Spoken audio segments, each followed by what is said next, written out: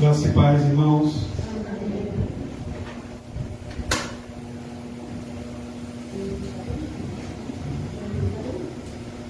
Abra a palavra do Senhor no livro de Lucas.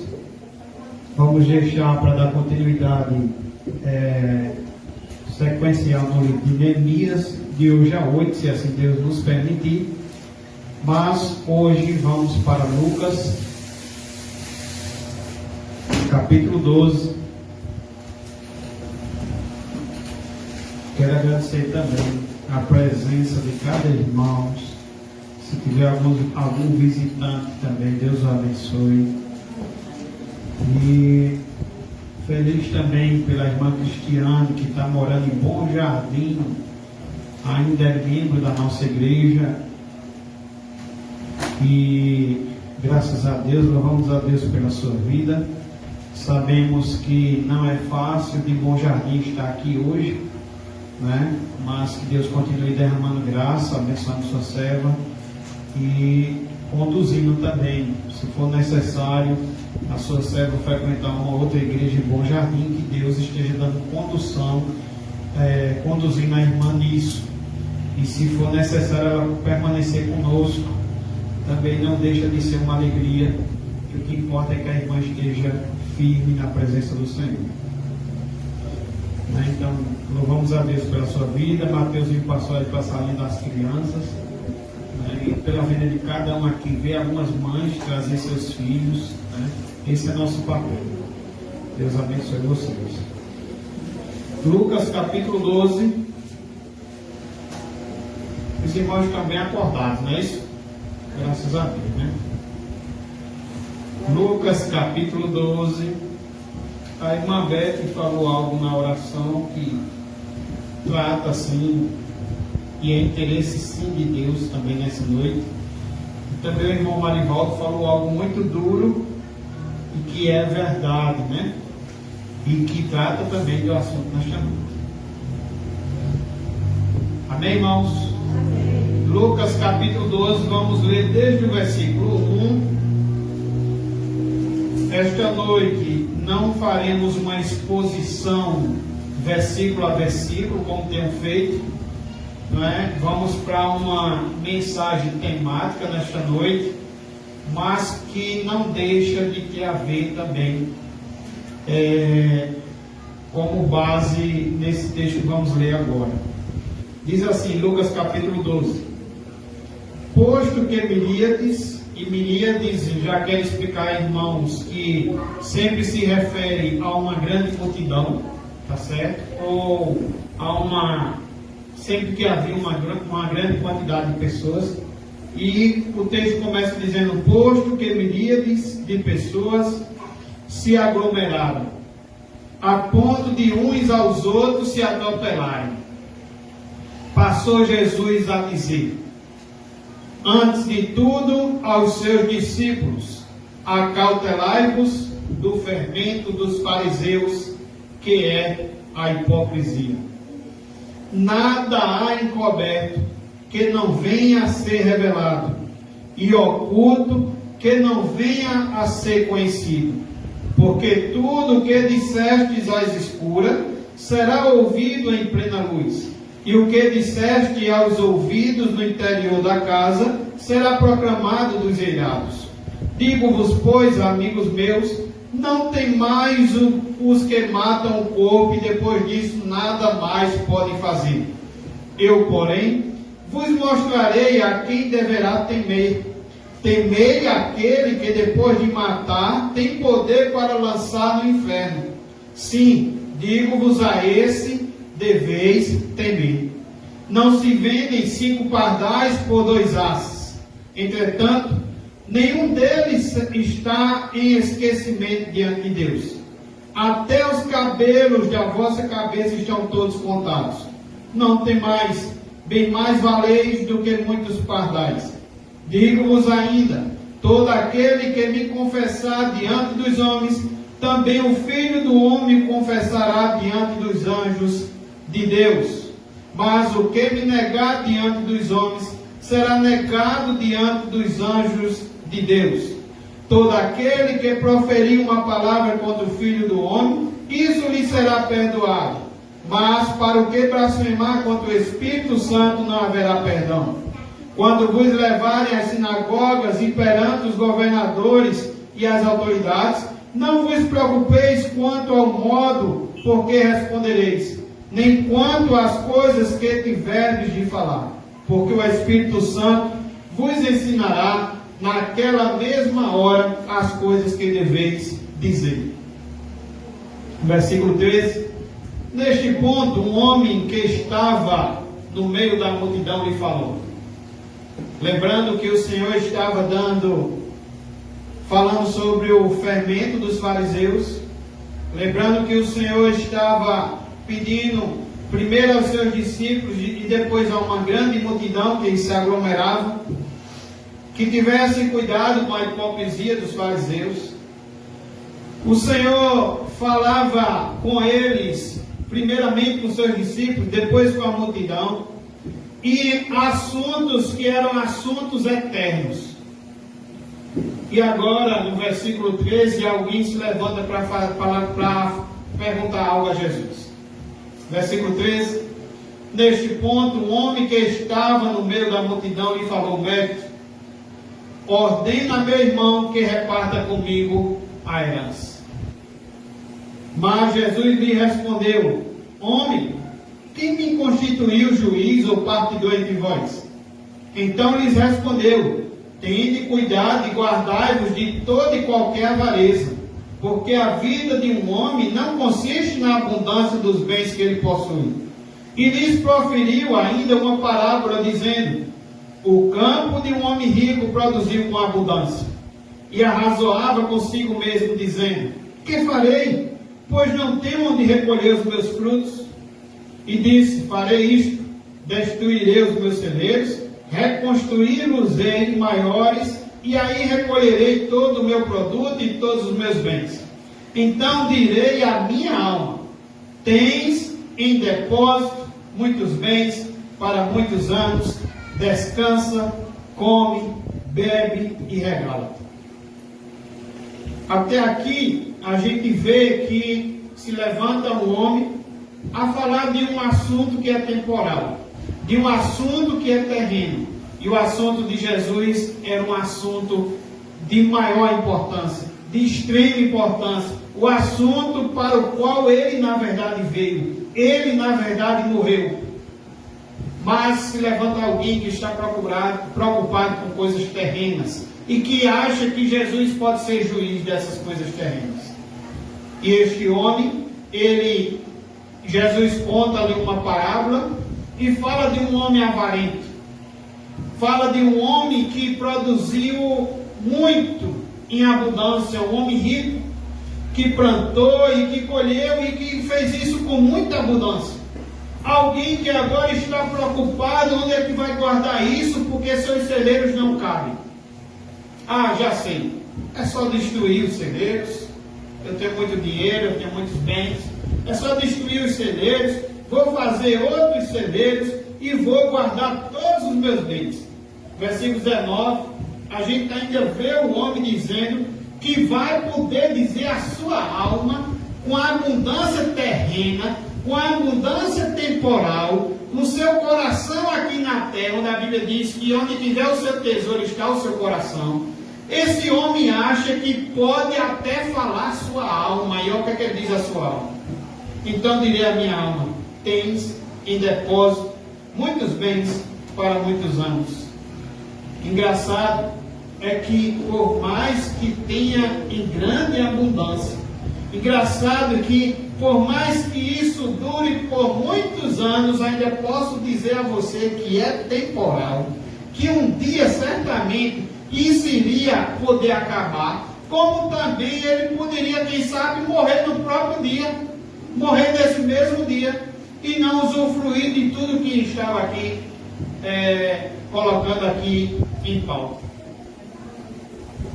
Ele acha que pode dizer, com esses bens terrenos, temporais: Descansa minha alma, come minha alma, bebe minha alma, regala-te. Versículo 20. Mas Deus lhe disse: louco, esta noite te pedirão a tua alma. Nesta noite, Deus está dizendo para aquele homem que está fazendo planos de derrubar aqueles celeiros, construir outros celeiros, aquele homem que disse que o que tinha agora vale por muitos anos, ele está no tempo da vaca gorda, vale por muitos anos, ao ponto de que o que ele tem com tanta abundância, ele ainda acha que pode ainda com essas coisas temporais se satisfazer a sua sede, a sua fome. A sua não, eu ainda posso ir mais além, a sede da sua alma, a fome da sua alma. E Deus diz no versículo 20, louco, essa noite mesmo, você estava dizendo a ele, né? Pela mesma noite, pedirão a tua alma. E o que tens preparado? Para quem será? Assim é o que entesoura para si mesmo e não é rico para com Deus. Pai, queremos te pedir que o Senhor nos ajude nessa meditação de hoje, nessa reflexão, nessa mensagem, nessa pregação. Que o Senhor me use, Senhor, poderosamente na ousadia do teu Santo Espírito. Que eu não venha acrescentar nada, nem diminuir nada, Senhor. Que eu venha, Senhor, estar sendo orientado e guiado pelo teu Santo Espírito. E que o Senhor nos acorde, Senhor, nesta noite, como disse a irmã Beth. Que o Senhor nos faça, Senhor, a lembrarmos, ó Pai, que por mais, Senhor, que planejamos aqui, por mais, Senhor, que ajuntemos aqui, a tua palavra diz, ó Senhor, que muitos, quem sabe, por amor ao dinheiro, têm perdido a própria vida, têm perdido a própria fé. Sabemos, ó Pai, que nascemos nu e voltaremos nu. Sabemos, ó Pai, que nossa morada não é terrena, Senhor. Nós sabemos que aqui somos peregrinos. Nos acorda, Senhor, para isso nessa noite. Para olharmos para o Senhor em primeiro lugar. Para pensarmos sobre a eternidade. De que a eternidade, Senhor, ela pode ser no céu. Mas também ela pode ser no inferno, ó Senhor. Nos desperta nessa noite. Desperta nossas crianças, nossos jovens, nossos adolescentes. Cada um aqui, Senhor, do mais novo ao mais velho, teu Santo Espírito esteja nos convencendo nessa noite, Senhor, do terrível pecado, Senhor, que pecamos contra Ti, que ferimos ao Senhor, mas que o Senhor também, nesta noite, nos mostre o quanto o Senhor nos ama, o quanto o Senhor tem nos chamado, tem nos dado a oportunidade. Então, Senhor, te oramos e te pedimos por tudo isso, no nome do Senhor Jesus. Amém. A pergunta do nosso tema de hoje é: como posso ser salvo? Como posso ser salvo? E primeira coisa que eu quero dizer aos irmãos na introdução é que a gente vive num mundo de secularismo, a gente vive num mundo dominado pelo secularismo e com um grande número de pessoas que não acreditam mais nas realidades eternas. Céu ou inferno tornaram-se lendas. E até, meus irmãos, mesmo entre cristãos, parece que a salvação eterna não parece ser a maior preocupação. Hoje em dia, quando as pessoas procuram Deus através de uma igreja, através de um grupo que se reúne, geralmente estão atrás das bênçãos desse Deus. Estão atrás de bênçãos terrenas, estão atrás de cura de uma doença, quem sabe estão atrás de restauração do casamento, quem sabe estão atrás de solução para a crise financeira, quem sabe estão atrás de libertação de vícios. São poucos que estão procurando Deus interessados no céu. E praticamente parece que ninguém tem medo do inferno. Talvez seja por isso que algumas igrejas, ou muitas igrejas que se dizem evangélicas, têm desprezado as Escrituras. Quando às vezes diz, olha, segunda-feira tem culto, mas não precisa levar a Bíblia. Terça-feira tem culto, mas é dia não sei de que, não precisa levar a Bíblia. Quinta-feira é culto de libertação, onde sabemos que quando Jesus alcança, Jesus já libertou. E parece, meus irmãos, que muitas igrejas, por ver as pessoas nem aí sobre a eternidade, têm feito isso. Mas precisamos observar que o assunto principal das Escrituras é a salvação eterna. Esse é o assunto principal das Escrituras. Como eu disse no início, na leitura, foi antes da leitura, Jesus veio para isso. Mas, se ninguém quer ouvir sobre isso, o que é que acontece? Muitos falsos pregadores, falsas igrejas, têm oferecido outras coisas para manter suas igrejas cheias. A Bíblia, meus irmãos, chegou até nós com a missão de nos ensinar o caminho para o céu. E ainda posso dizer a você que a Bíblia também chegou com a missão de falar sobre a vida eterna, mas também de evitar também a condenação eterna. Se observarmos o texto que lemos, quando Jesus fala do fermento dos fariseus, Jesus está querendo evitar a nossa condenação eterna. Quando Jesus fala que as coisas encobertas serão reveladas, que sabemos que, às vezes, quem sabe, dizemos alguma coisa, ou falamos alguma coisa, ou fazemos alguma coisa e achamos que estão às escondidas, como também, às vezes, as pessoas que perseguem os cristãos acham que estão escondidos, ninguém está vendo. Deus está dizendo que, se isso não for revelado amanhã ou depois, no dia do julgamento será revelado. O Senhor também falou, na leitura que fizemos no início, que nós não deveríamos temer o homem, porque o homem ele pode apenas matar você, ele pode apenas tirar nossa vida, mas Deus ainda pode fazer isso e ainda lançar a gente no inferno.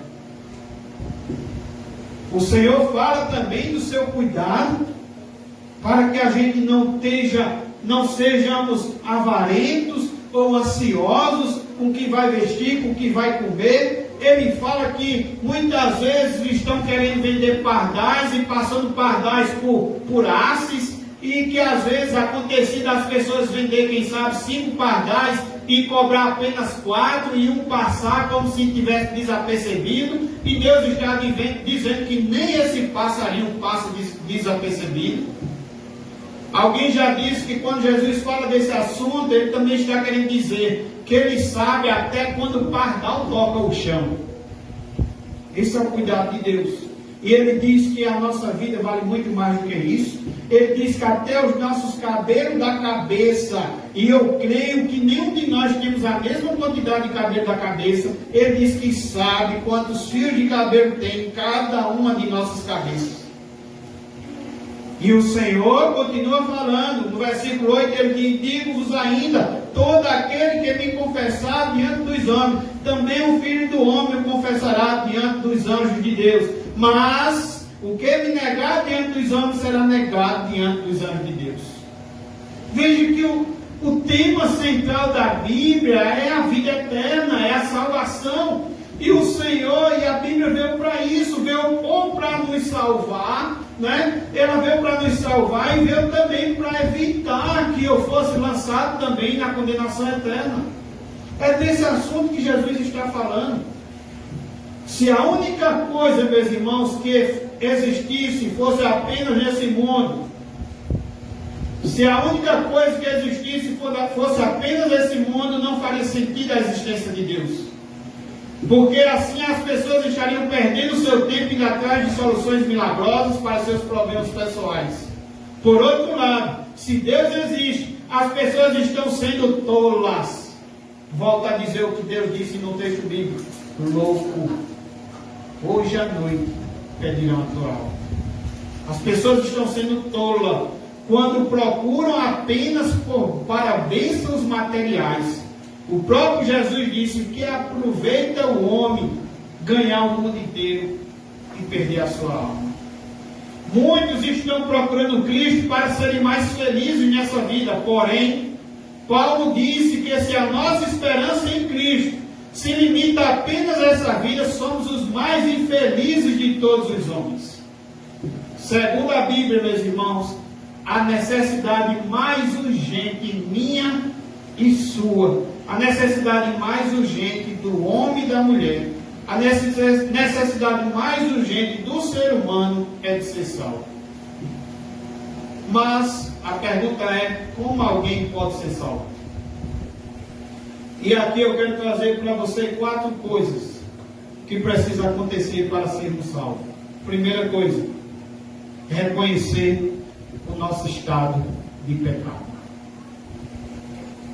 A primeira coisa que o homem precisa saber para ser salvo não é que Deus tem um plano maravilhoso na sua vida. Não é que Deus o ama. Isso, de certo modo, pode despertar também no ser humano um sentimento de orgulho, um sentimento de merecimento. Ah, se Deus me ama, se Deus tem um plano maravilhoso na minha vida, então eu vou permanecer fazendo tudo que eu ando fazendo. Deus tem um plano maravilhoso na minha vida. Deus me ama.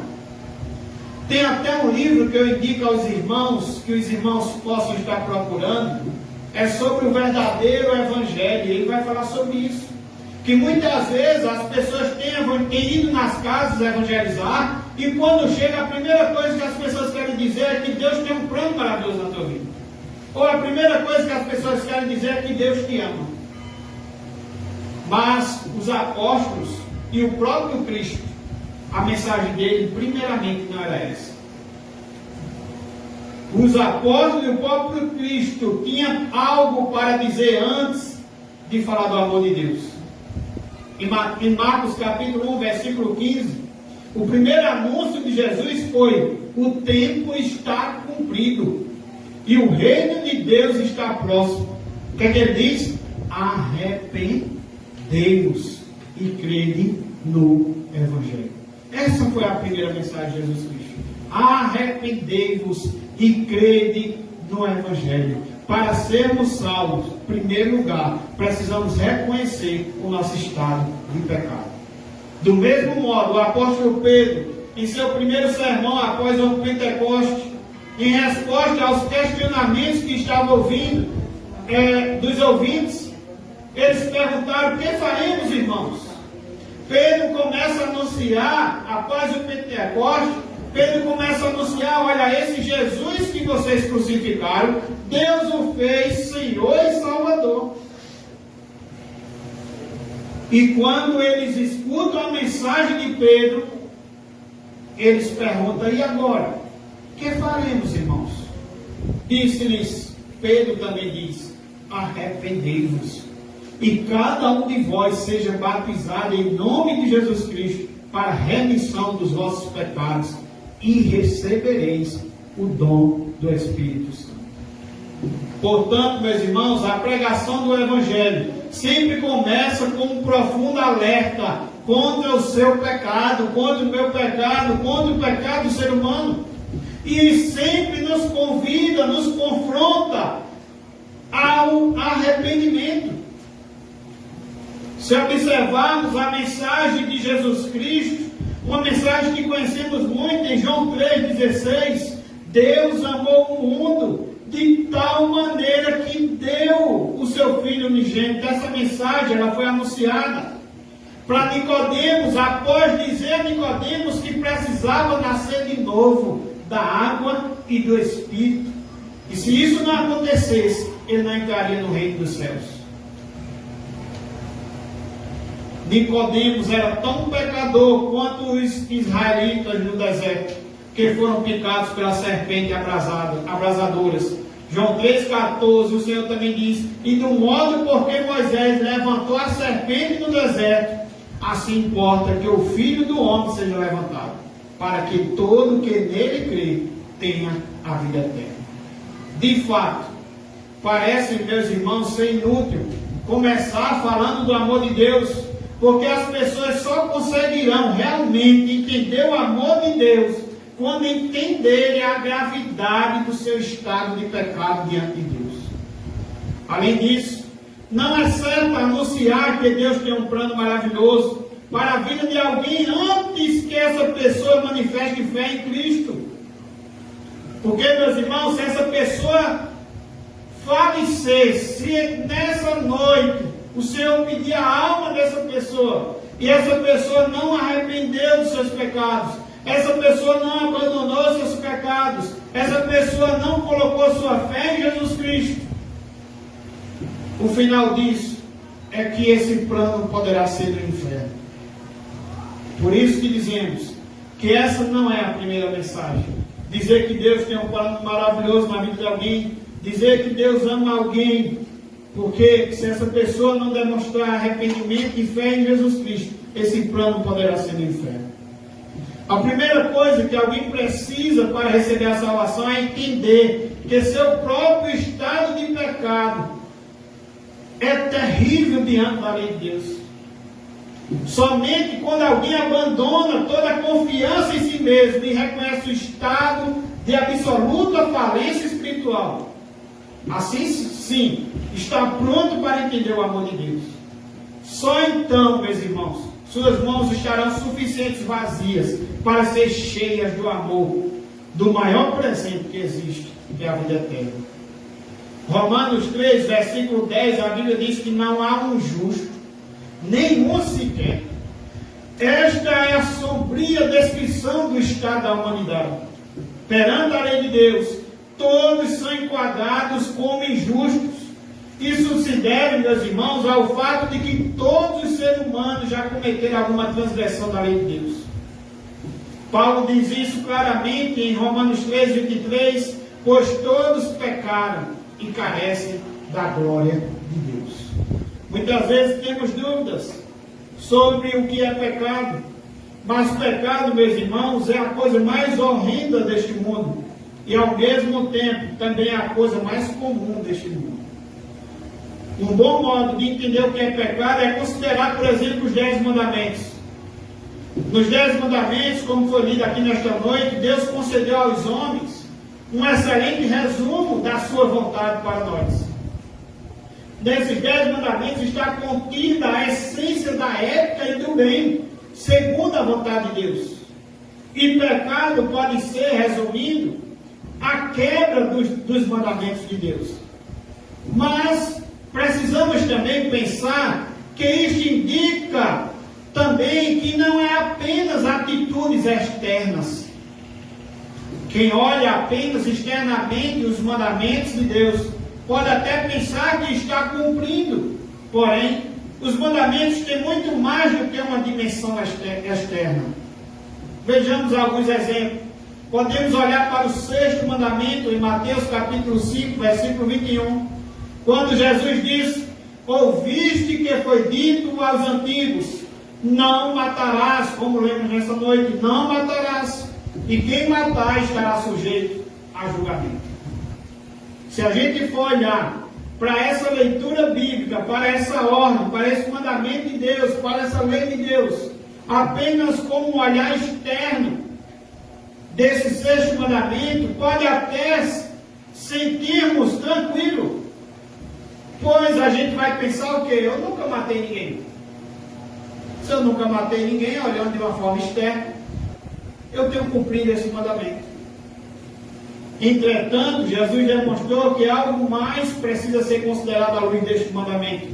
Jesus já disse: eu, porém, vos digo que todo aquele que sem motivo se irá contra seu irmão estará sujeito a julgamento.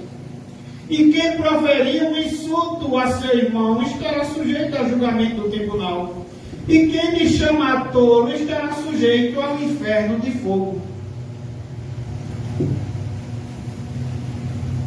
Deus não avalia apenas uma atitude externa. Ele olha para o próprio sentimento que motivou essa atitude externa. Mesmo que, quem sabe, houve apenas o sentimento dentro de nós e aquela atitude não foi concretizada, mas é considerado também uma quebra desse mandamento. Uma pessoa que alimenta a ira em seu coração já será acusada diante da lei de Deus de ter quebrado o 6º mandamento.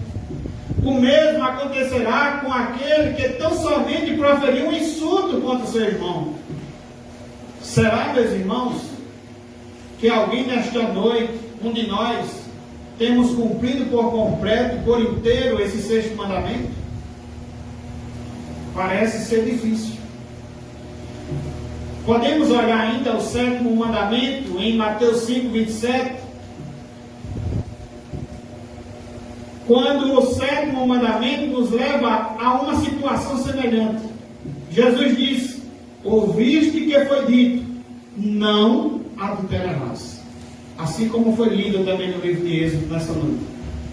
Então, muitos consideram adultério somente o fato de uma pessoa casada se relacionar sexualmente com alguém que não seja o seu parceiro ou a sua parceira.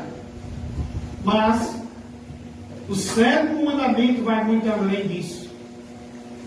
Conforme Jesus declara: eu, porém, vos digo, qualquer que olhar, não é só aquele que saiu com a mulher do outro ou com a mulher que não era sua, mas é também aquele que olhar para uma mulher com intenção impura no coração, já adulterou com ela. Ou seja, de acordo com Jesus, um olhar de cobiça conclui-se no adultério no coração e faz com que o 7º mandamento seja quebrado. Imagine o que é cumprir este mandamento em tempos em que as roupas estão em extinção na televisão, nas revistas e nas ruas. Podemos ainda olhar para o 9º mandamento, quando Jesus ainda fala, Mateus 5:33, também ouviste que foi dito aos antigos, não jurarás falso, mas cumprirás rigorosamente para com o Senhor os teus juramentos. Para muitos, cumprir o 9º mandamento é apenas uma questão de manter a palavra quando se faz um juramento formal. Para Jesus é muito mais do que isso. Ele resume dizendo: seja, porém, a tua palavra sim, sim, não, não. O que disto passar vem do maligno. Para Jesus, as pessoas nem precisam fazer juramentos, pois sempre devem falar a verdade. Nenhuma mentirinha é aceita por Jesus. Sim, sim, não, não representa um modo absolutamente verdadeiro e transparente que devemos ser. Dizer que faremos algo, irmãos, e não cumprir é descumprir o 9º mandamento. Marcar um encontro e não ir, ou chegar atrasado. Dizer que mudaremos e não mudamos. Falar coisas imprecisas quando desconhecemos os fatos. Ou seja, há inúmeras maneiras de quebrar esse mandamento. Talvez este seja o mandamento mais quebrado, mais descumprido de todos. Poderíamos continuar analisando todos os 10 mandamentos e veríamos que não conseguimos cumprir por completo nenhum deles. É por isso que a Bíblia diz que todos pecaram. Na verdade, nem precisaríamos quebrar todos os mandamentos para estarmos perdidos. Porque olhando também para Tiago diz que se a gente quebrar um, somos culpados de todos. Tiago 2, versículo 10. Pois qualquer que guarda toda a lei, mas tropeça em um só ponto, se torna culpado de todos. Porque os mandamentos divinos são uma unidade. Quebrar um é quebrar todos. Por isso Jesus uniu esses mandamentos, dizendo: amarás, pois, o Senhor teu Deus de todo o teu coração, de toda a tua alma, de todo o entendimento e de toda a tua força, e amarás o teu próximo como a ti mesmo. Enquanto não reconhecermos, enquanto não sofrermos por causa de nossos pecados diante de Deus, estaremos totalmente impossibilitados de sermos salvos. O apóstolo João escreveu: se dissermos que não temos pecado nenhum, a nós mesmos nos enganamos e a verdade não está em nós. Se dissermos que não temos cometido pecado, fazemos-no mentiroso e a sua palavra não está em nós. Negar, meus irmãos, a realidade do pecado em nós é chamar de Deus mentiroso. Portanto, é se colocar para além da possibilidade de ser salvo. Então, em primeiro lugar, se quisermos ser salvos, primeiramente precisamos reconhecer nosso estado de pecado. Amém. Segundo lugar, como posso ser salvo? Primeiro, já falei, reconhecendo o seu estado de pecado. Espero que nesta noite cada um esteja reconhecendo isso, o seu estado de pecado. Agora eu convido você ao segundo ponto, que você precisa entender agora qual é a consequência desse pecado. O próprio Jesus, ele disse: digo-vos ainda, todo aquele que me confessar diante dos homens, também o Filho do Homem confessará diante dos anjos de Deus. Mas o que me negar diante dos homens será negado diante dos anjos de Deus. Lá em João também, capítulo 3, ele diz: aquele que crê em mim será salvo, o que não crê será condenado. Porque estamos num estado de pecado, todos pecados, e carecem da glória de Deus. E qual é a consequência desses pecados? Se quisermos ser salvos, além de entender a realidade do nosso pecado, precisamos entender também a consequência desse pecado. E eu convido você a olhar para Isaías 59, versículo 1 ao versículo 2. O profeta Isaías, ele fala para o povo de Israel, e não deixa de falar para nós hoje. Ele diz o seguinte: eis que a mão do Senhor não está encolhida para que não possa salvar, nem surdo o seu ouvido para não poder ouvir. O profeta Isaías está deixando bem claro o desejo do Senhor para nós, o quanto o Senhor quer nos salvar. Ele diz: a mão do Senhor não está encolhida para que ele não possa salvar. Ele quer salvar, e a mão dele está estendida. E ele diz: o seu ouvido também não está tampado, ele não está surdo, para que não possa lhe ouvir, ou seja, ele também quer lhe ouvir. Mas o texto continua dizendo: mas, olha esse mas, as vossas iniquidades fazem o quê? Separação entre vós e o vosso Deus, e os vossos pecados encobrem o seu rosto de vós, para que vos não ouçam. O texto está claro, falando do quanto a mão de Deus está estendida para nos salvar, o quanto o seu ouvido está atento às nossas orações. Mas o texto é claro em dizer que as nossas iniquidades fazem separação entre nós e Deus. As nossas iniquidades fazem com que o Senhor não nos ouça. E eu quero dizer a você que às vezes as pessoas dizem: eu estou orando tanto e o Senhor não me escuta. Mas será que você é um filho de Deus? Será que você se arrependeu dos seus pecados? Será que você entregou sua vida a Jesus? Porque se você ainda não fez isso, há sim um véu que separa entre você e o Senhor. Já outros que são crentes, a Bíblia diz que possa ser que você esteja pedindo algo que não saiba pedir, e é por isso que você não recebe. Mas aqueles que não são crentes, aqueles que estão em pecados, a Bíblia diz que os seus pecados, as suas iniquidades fazem separação entre vocês e o vosso Deus. E os vossos pecados encobrem o seu rosto de vós, para que vos não ouça. Apesar desta repreensão se aplicar especificamente ao povo de Deus no Antigo Testamento, ela também se aplica a todos os seres humanos, que não podem esperar, não esperem proximidade de Deus, se vivem ainda em estilo de vida francamente ofensor a Deus. Não esperem a aproximação de Deus. O pecado, meus irmãos, ele cria uma espécie de barreira entre o Deus que é santo e o homem que é pecador.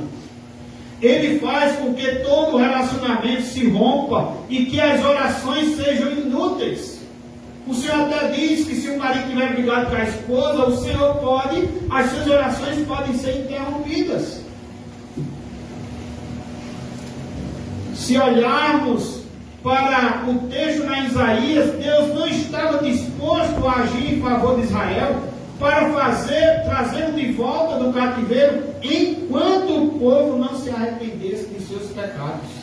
Do mesmo modo, nenhum pecador pode ser aceito na presença de Deus enquanto permanecer no pecado.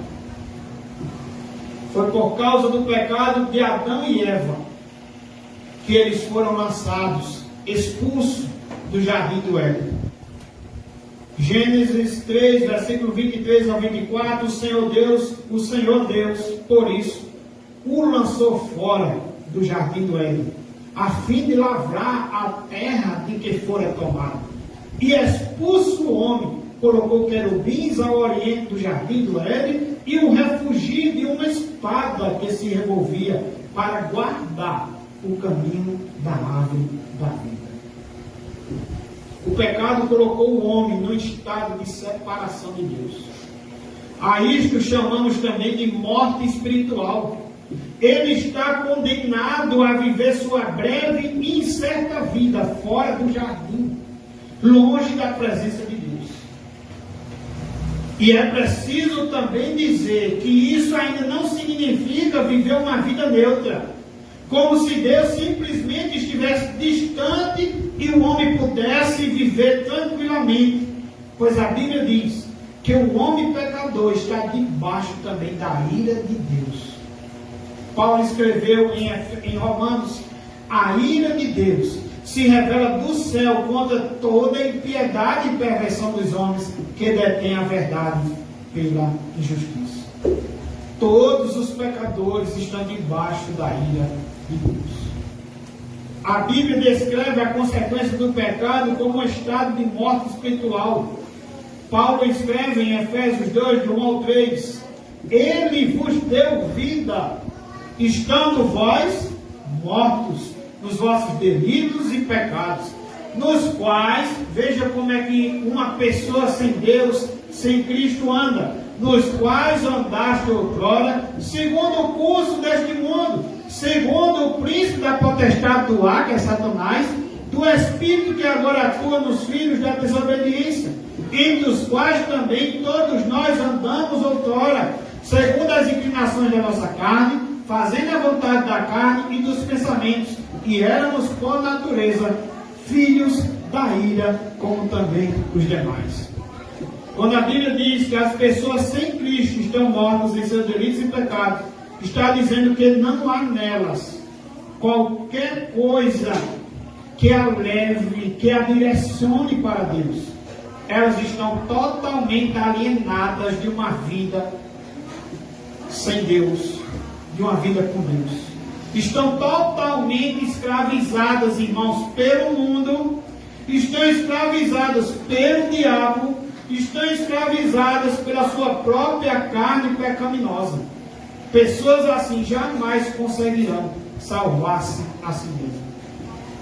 Pecadores não podem esperar também, sendo assim, pecadores não podem esperar um futuro melhor. A Bíblia diz que o salário do pecado é a morte. Receber a pena de morte por seus pecados é o único destino que aguarda os pecadores sem Cristo perante a justiça de Deus. Quando Deus estabeleceu sua lei para os homens, também estabeleceu essa pena pelo descumprimento da lei. E a pena é a morte. Muitos, meus irmãos, ficam pensando que quando morrerem tudo estará acabado. Mas segundo a Bíblia, as coisas não são bem assim. Receber a pena de morte envolve mais do que simplesmente morrer. As pessoas têm se esforçado por negar a realidade do inferno. Tentam fugir desta noção, dizendo que Deus é amor e que não mandaria pessoas para o fogo eterno. Mas a Bíblia afirma claramente a existência do inferno. E é para lá que serão enviados todos aqueles que rejeitam a salvação em Cristo e permanecem vivendo em seus pecados. Jesus foi quem mais ensinou, irmãos, sobre essa realidade, sobre essa condição. Jesus disse: portanto, se a tua mão ou o teu pé te faz tropeçar, corta-o e lança-o fora de ti. Melhor é entrares na vida manco ou aleijado do que tendo 2 mãos ou 2 pés, ser lançado no inferno. Se um dos teus olhos te faz tropeçar, arranca-o e lança fora de ti. Melhor entrares na vida com um só dos teus olhos, do que tendo 2, ser lançado no inferno de fogo. É claro que eu já expliquei aqui aos irmãos que o Senhor não está pedindo para amputarmos nossos pés, nossas mãos ou arrancar nossos olhos. Mas Ele está dizendo sobre o perigo de pecado. Seria melhor, para evitarmos de ser lançados no inferno, seria melhor se não tivesse olhos, se foi por ele que entrou o pecado. Para mim não ser lançado no inferno, seria melhor se não tivesse mãos, se foi por ela que entrou o pecado. Para não ser lançado no inferno, seria melhor se eu não tivesse pés, se foi por ele que entrou o pecado. O inferno não é algo com que se deve brincar. As afirmações de Jesus deixam claro que ele deve ser realmente levado a sério. Na verdade, ninguém falou mais a respeito da realidade do inferno do que o próprio Jesus. Ainda que as pessoas se escandalizem com as afirmações bíblicas a respeito do inferno, a existência do inferno é necessária e exalta plenamente a justiça de um Deus que é santo. Será que não seria certo Deus punir os pecados das pessoas? Se o inferno não existisse, que justiça haveria neste mundo? Todos os males e injustiças cometidos jamais seriam punidos, pois a justiça humana é falha e frequentemente comprometida. Deus, na sua justiça, Ele sabe exatamente a punição que cada um deve receber. Alguém já disse, meus irmãos, que viu certa vez, um pastor, ele disse que viu certa vez, um escrito na camisa de uma menina, e o escrito dizia assim: boas meninas vão para o céu, meninas espertas vão para onde quiserem, mas o único lugar que sobra em termos de eternidade fora do céu é o inferno. Eu quero dizer aos irmãos que para sermos salvos precisamos reconhecer o quanto somos pecadores. Para participar da ceia do Senhor, precisamos discernir isso. Para sermos salvos, precisamos saber qual é a consequência desse nosso estado de pecado. E vimos que se permanecermos assim, não podemos participar da ceia do Senhor. Não podemos, não estamos debaixo do amor de Deus. Estamos debaixo da ira de Deus. Estamos sob o domínio do nosso pecado. Estamos sob o domínio de Satanás. Estamos sobre a ira de Deus. Mais filhos do diabo do que filhos de Deus. E o nosso pecado faz separação entre nós e Deus. Em terceiro lugar, para mim ser salvo, e graças a Deus por isso. Senão, se a história terminasse aqui, poderíamos sair daqui correndo, enlouquecidos e puxando os cabelos. Porque essa é a nossa condição e essa seria a nossa condenação. Mas para ser salvos, depois de saber do nosso estado de pecado, depois de saber para onde iríamos, precisamos entender agora a maravilhosa graça de Deus que salva o perdido. Você não diz amém por isso? Precisamos entender a maravilhosa graça de Deus que salva o perdido. Somente quando entendemos a realidade do nosso pecado e a consequência dele, é que estamos preparados para entender agora, irmãos, o amor de Deus e o maravilhoso plano da salvação. Deus, e sabemos que essa iniciativa não foi nossa. Já vimos o nosso estado de pecado e já vimos que nós estávamos afastados de Deus. Então, Deus é quem sempre tomou a iniciativa na salvação das pessoas. Quando nossos primeiros pais pecaram, Deus poderia ter permanecido no céu e executado a lei que exigia a morte deles. Mas ao invés de fazer isso, Deus foi atrás deles a fim de restaurá-los. Quando Adão e Eva pecam, Deus poderia executar a sua lei lá de cima. Mas a gente vê o quanto Deus vai atrás deles. Eles correm, eles se afastam, eles se escondem atrás das árvores, porque esse é o estado deles. Estão em pecado, estão mortos espiritualmente, estão afastados de Deus e caminhando para a condenação eterna, estão debaixo da ira de Deus. E Deus toma a iniciativa na salvação das pessoas. Por isso que, para sermos salvos, precisamos entender a maravilhosa graça de Deus que salva o pecador. Somente quando sentimos a nua e crua realidade de nosso pecado é que podemos entender o mais conhecido versículo da Bíblia.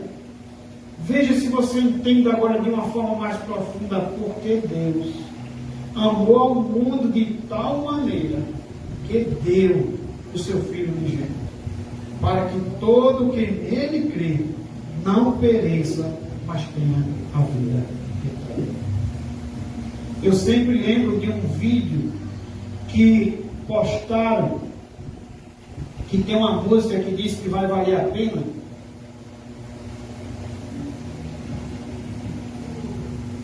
E a intenção desse vídeo é mostrar o quanto Deus nos amou, o que Deus fez pelo seu Filho, e fez para salvar pessoas que não mereciam, porque ninguém merece. Esse vídeo mostra um trem que vem dos trilhos, e esse vídeo faz questão de mostrar quem são as pessoas que estão dentro do trem. Dentro do trem a gente vê uma mulher se drogando, dentro do trem a gente vê assassinos, prostitutas, a gente vê crianças, mulheres grávidas, mostra todos os casos, muitos casos dentro do trem, todos os pecadores, afastados de Deus, todos pecaram contra Deus Santo. E no vídeo, vai um homem lá na cabine, no escritório, e ele precisa baixar a alavanca. Essa alavanca é porque tem uma ponte que está levantada e vai baixar a ponte na hora que esse trem vir, para não acontecer nenhum acidente, para eles não morrerem. Esse homem ele vai baixar a ponte, porque por baixo sempre passa alguma coisa, ele vai baixar a ponte para o trem passar. Só que nesse momento acontece algo. Vem um filho do homem, uma criança, e cai naquele buraco ali. E esse homem agora precisa tomar uma decisão. Se ele baixar a alavanca, ele mata seu filho e salva todas aquelas pessoas pecadoras. Ou ele não baixa a alavanca, salva seu filho e mata todos aqueles pecadores. E o vídeo mostra que o homem baixa a alavanca, decide sacrificar seu próprio filho e salva todos aqueles tipos de pessoas que são todos pecadores, salva todos eles que estão no trem. Quando percebemos o nosso estado de pecado e o que merecíamos, talvez entendemos agora o quanto se torna imensurável o amor de Deus para conosco.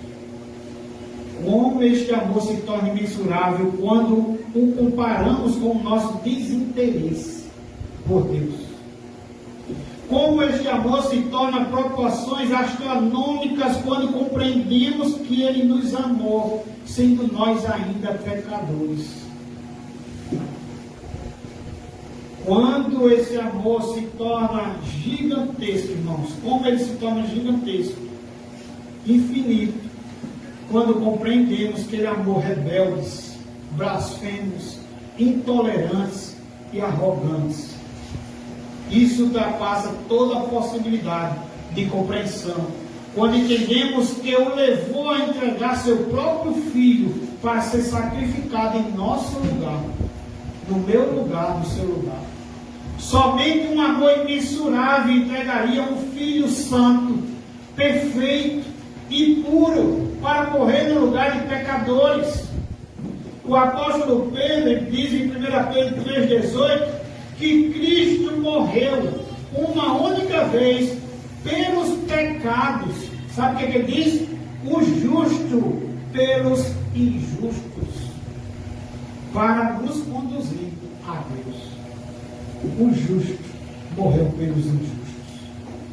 Quando Jesus atravessava as ruas de Jerusalém carregando aquela pesada cruz, quando era chicoteado, humilhado e ferido, quando os pregos traspassavam suas mãos e pés, quando a coroa de espinho lhe machucava a cabeça, ali víamos o amor imensurável daquele que se dispunha a pagar por nossos pecados, a sofrer, meus irmãos, a punição da lei, a receber sobre si a ira de Deus. Pedro descreveu que ele estava carregando ele mesmo em seu corpo, sobre o madeiro, os nossos pecados, para que nós, mortos para os pecados, vivamos para a justiça. Por suas chagas fostes sarados. Suas feridas nos saram, seus açoites nos tornam perdoados, sua dor nos faz aceitáveis. Para sermos salvos, precisamos entender esta maravilhosa graça, que é chamada de Evangelho. Deus planejou em sua sabedoria, em seu amor e bondade infinita, o Evangelho, as boas notícias. A boa notícia que Deus tem para os homens é que existe uma salvação para pecadores. Paulo diz que todos os homens pecaram e estão separados da glória de Deus. Mas Paulo também diz que podem ser justificados de seus pecados gratuitamente, irmãos. Gratuitamente, mediante uma redenção que há em Cristo Jesus. Esta redenção é uma proposta de Deus, através do sangue de Jesus, que faz propiação pelos pecados diante de Deus. A questão, meus irmãos, é bastante simples. A lei de Deus, que todos os pecadores, a lei diz que todos os pecadores precisavam ser condenados à morte por causa dos seus pecados. Deus não poderia perdoá-los de modo pura e simplesmente, pois se fizesse isso, estaria anulando sua própria lei. Só há um modo, portanto, de sermos perdoados, de perdoar pecadores. Alguém precisa receber a punição no lugar deles. E esta é a função de nosso Senhor e Salvador Jesus Cristo. Ele aceitou a dificílima tarefa de substituir o homem ao receber a pena de seus pecados. Por isso, a morte de Jesus foi tão angustiante. Por isso, Jesus teve hora que relutou por alguns instantes no jardim do Getsêmani. Por isso, ele gemeu quando foi abandonado por Deus, porque carregava a nossa culpa. Ele carregou integralmente a culpa por nossos pecados. Como disse Paulo, aquele que não conheceu o pecado, ele o fez pecado por nós, para que nele fôssemos feitos justiça de Deus. Para sermos salvos, em terceiro lugar, é preciso reconhecer a maravilhosa graça de Deus por salvar o pecador. Em quarto e último lugar, para sermos salvos, precisamos nos converter a Cristo de todo o coração. Conversão, meus irmãos, consiste do verdadeiro arrependimento e da verdadeira fé.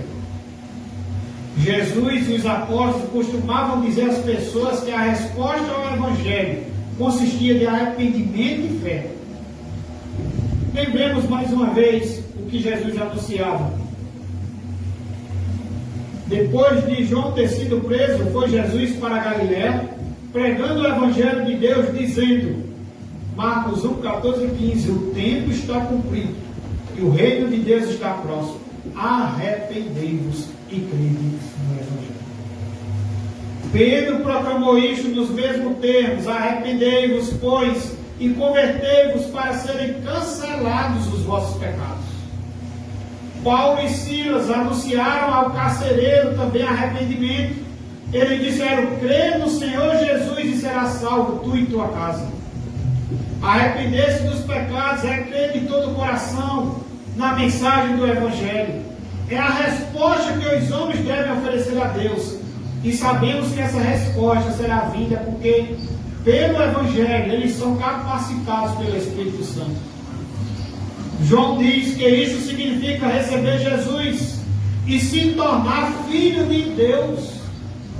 A Bíblia diz em João 1,12: mas a todos quantos o receberam, deu-lhes o poder de serem feitos filhos de Deus, a saber, aos que creem no seu nome.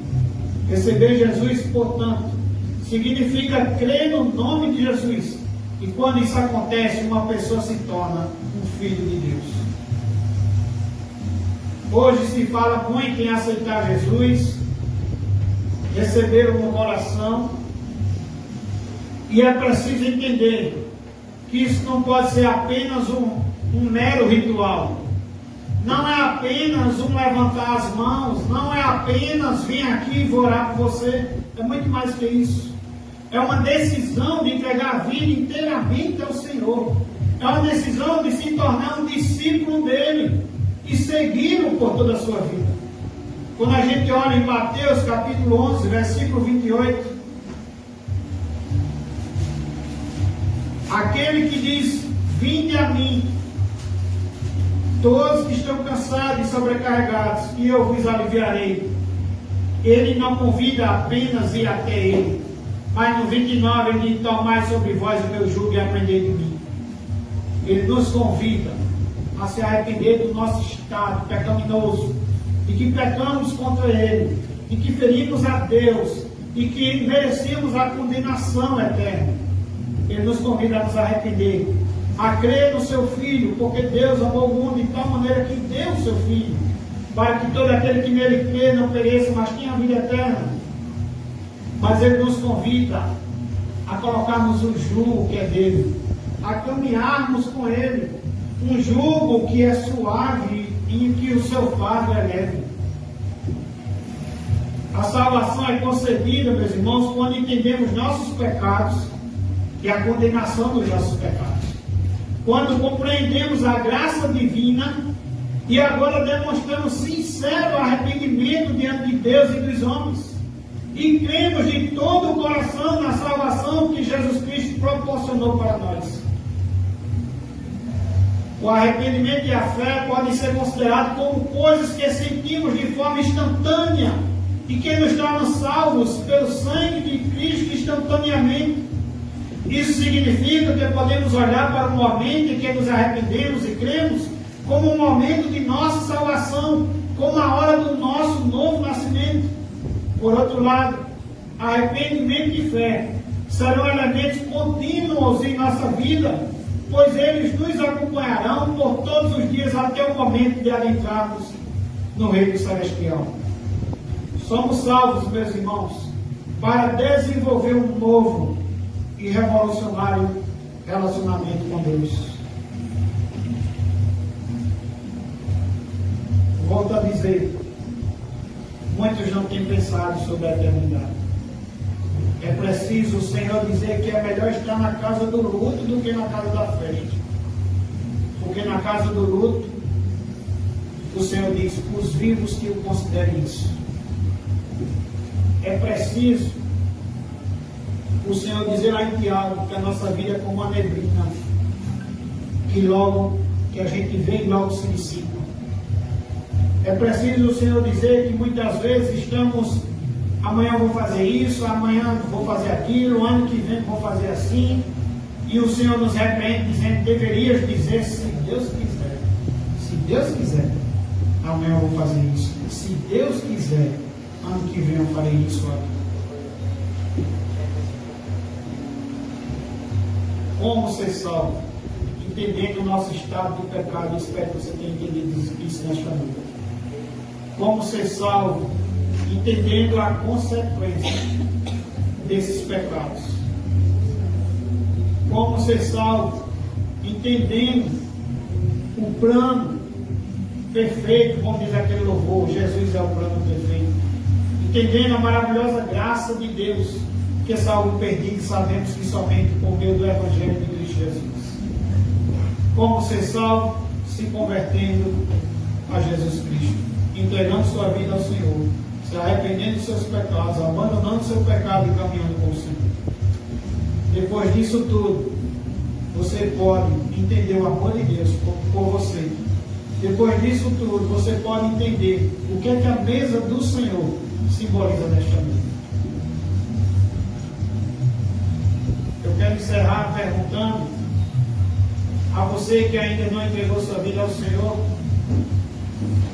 se você entendeu nesta noite o quanto você é pecador e para onde você está indo, debaixo da ira de Deus, sobre o domínio dos seus pecados, sobre o domínio de Satanás, sobre o domínio deste mundo, e indo para a condenação eterna. Mas eu quero dizer ao você que Deus tem um plano maravilhoso na sua vida. Deus quer que você entregue a vida a Ele por meio de Jesus Cristo. Deus quer te dar vida e vida em abundância. Deus quer te livrar da ira de Deus. Deus quer te livrar a tua alma do inferno. O Senhor, Ele quer te libertar. Porque a Bíblia diz: conhecereis a verdade, e a verdade vos libertará. É só em Cristo que o morto pode ter vida. É só em Cristo que Satanás não pode mais ter domínio sobre nós. É só em Cristo que o pecado não pode mais ter domínio sobre nós. É só em Cristo que recebemos o poder de sermos chamados filhos de Deus, feitos filhos de Deus.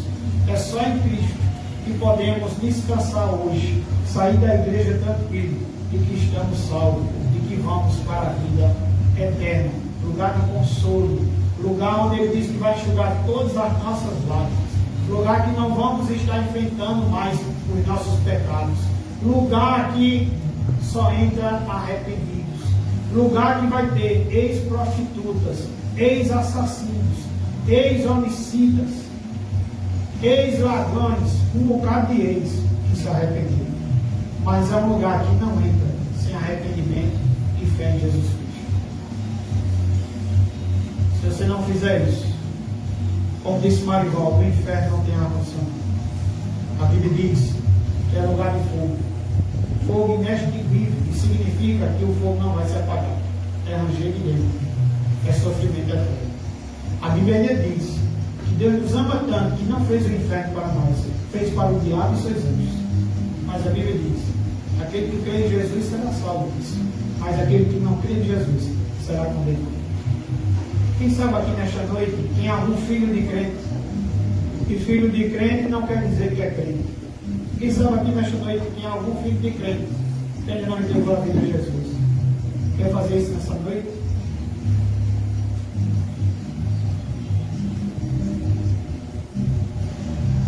Espero, que todos tenham feito. Alguém que não entregou ainda a vida ao Senhor, alguma criança, adolescente, algum jovem que quer receber esse amor de Deus nessa noite, de forma gratuita, pelo arrependimento e fé em Jesus Cristo.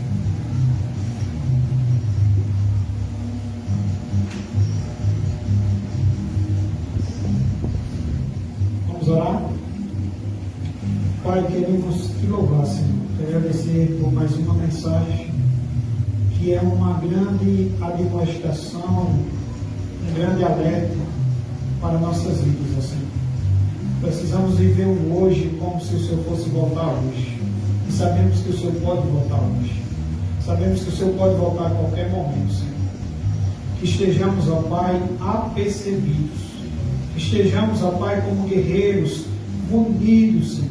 Revestidos, ó Senhor, da fé, do escudo da fé, da armadura de Deus, da oração, cheios, ó Pai, da Tua palavra, que possamos, ó Pai, quem sabe, há alguém, Senhor, nesta noite que já entregou a vida ao Senhor, que talvez tenha dúvida, ó Senhor, da sua salvação, que ele possa descansar nesse maravilhoso amor, que ele possa, Senhor, dia após dia, Senhor, caminhar com o Senhor, aprendendo com o Senhor, se arrependendo e tendo fé no Senhor, e sabendo que sem merecimento o Senhor o salvará.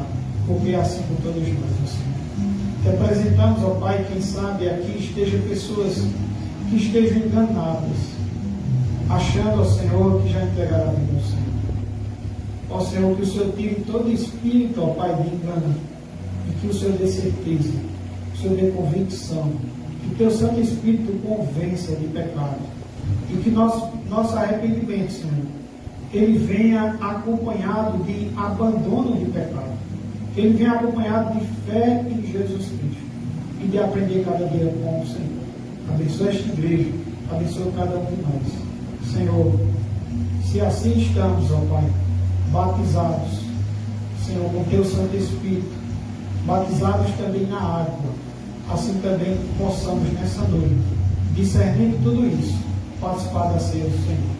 Abençoa nossas vidas, seja conosco, que oramos e pedimos, em nome de Jesus. Amém.